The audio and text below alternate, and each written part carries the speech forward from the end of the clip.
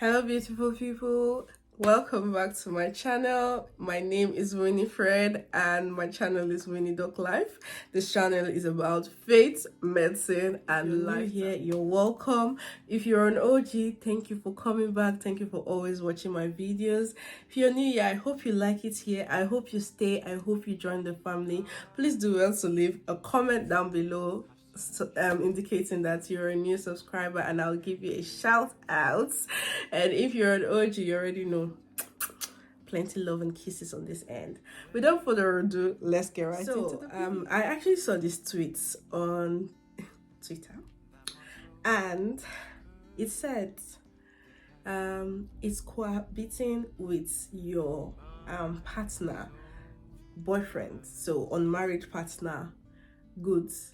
And this is like boyfriend, right?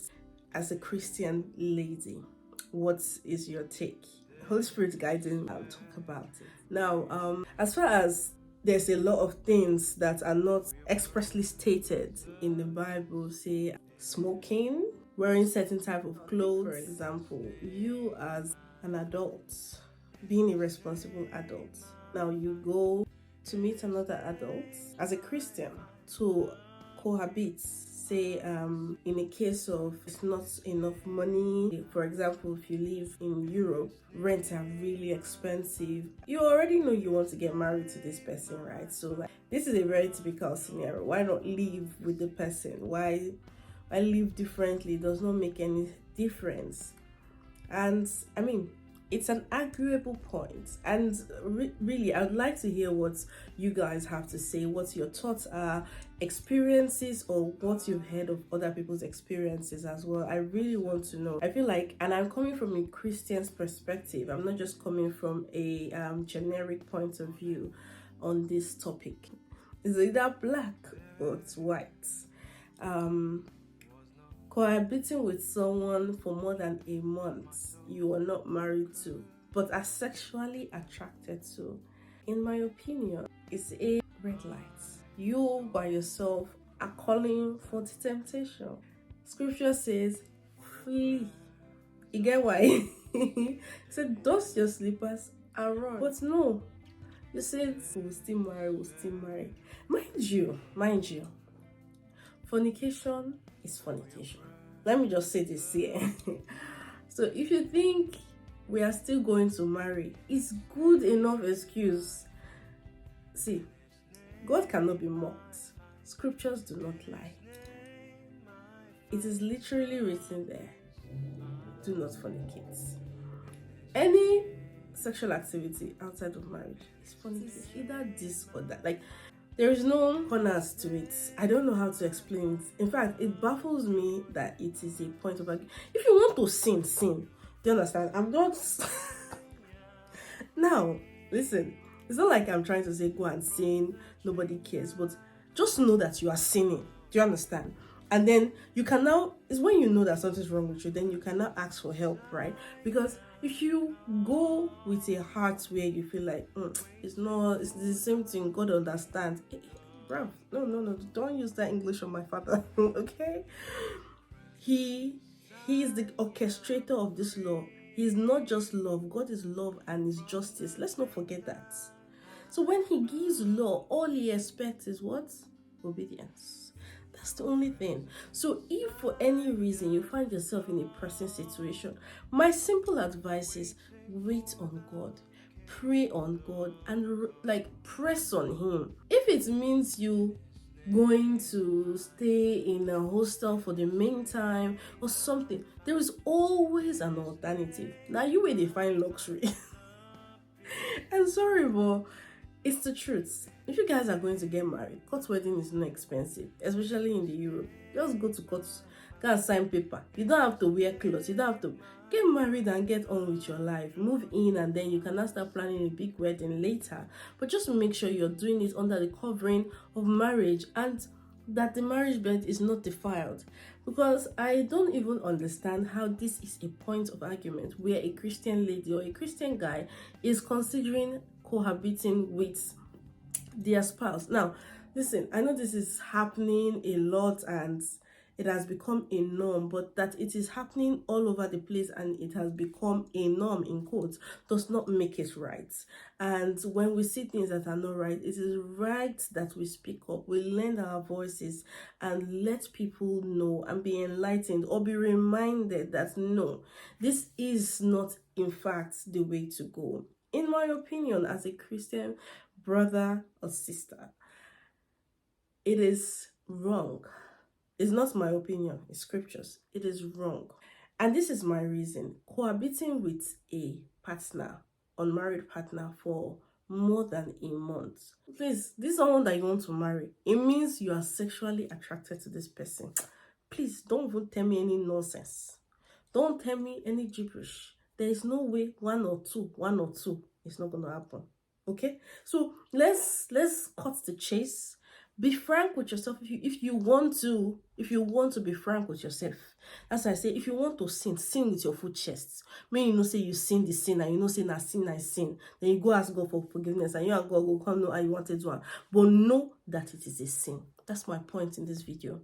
Understand that putting yourself in that position automatically puts yourself, there's no way you will tell me, say, you see fire and you're considering, will this fire burn or will it not burn? The only way you can know is when you test and you will see. Fire is fire. People hand this fire is one way, it will burn you. Avoid fire and you won't be burned. It's that simple. So if you think that, oh, we can stay and we're going to stay in different room, maybe you have a way of maybe like a contingency plan that every night before you sleep you wear jeans, you zip it, you use belts and padlock yourself, that when you see if you come, so that the struggle, by the time the tug of war start happening, now remember Jesus. No, sir, let's control each other, let's control ourselves. Now I'm not saying that it's not it doesn't happen where Christian couples stay together, but I would not encourage it. Like they stayed together and they were able to keep themselves until marriage. I've not seen one. No, I'm just saying that it might be possible that they are in existence. However, the possibility of happening, like you're in the same house, meaning, so if it's even because of rent that you are staying together, that means you guys are sharing the same bathroom. So it's not 2 bathrooms in the house, it's probably 1 bathroom in the house. You're sharing the same bathroom. So you're sharing the same toilet, right? And you're sharing the same kitchen. So like you guys are basically married, but you are not married. My question to you is, what are you waiting for? Go and sign the paper in court. That's all it takes. Or let him go and pay the small bride price that they say they used to pay in the village. Let him pay it. Put money on your heads. You, uncle, go and put money on her head. Make it legal before God and before man. Let it be legal. The rest is serere. If you are sure that this person, you're going to get married to the person, then go and get married. Don't waste time. If you know you're going to be living with the person, don't tempt the devil. Don't tempt yourself. Don't put yourself in such a position of compromise. It is a, you can't really take it back. Bed undefiled is bed undefiled. And in fact, to me, I just think say commuting with the person who you want to get married is even grievous, because both of you now, you have defied your bed, he has defied his bed, both of you defy bed, come together, defy, I don't know, but wow. You will not be asking for reparation together, forgiveness of sin, standing together, holding God's and God will fall. God is a merciful God. It's a merciful God at the end of the day. But what I'm trying to say is not to dismiss or disregard anybody's opinion. Now, this is my opinion, not just my opinion, but scriptures. Let's take that. So I think fleeing every appearance of impurity, of sin, of lust, just they flee, just run. As a Christian, I am not expecting, you're not supposed to meet my expectations, by the way, when I say I'm not expecting, but as a Christian, it is expected of you to lead an exemplary life, and going to see a brother or a sister and living there, cohabiting, in my opinion, is not right, as it will lead to sin, more sin, and at the end of the day, bed that you guys plan to consecrate, have not been defiant even before the marriage. My own advice and the simple solution is just get married. Go to the court, sign these papers, and move on with your lives. Really. When you finally get the money to do whatever extravagant wedding you have in mind, go for it. I mean, life happens, and the way you planned it is not how it ends up being sometimes. So you have to make do, but not compromising your Christian values, not compromising your Christian standard.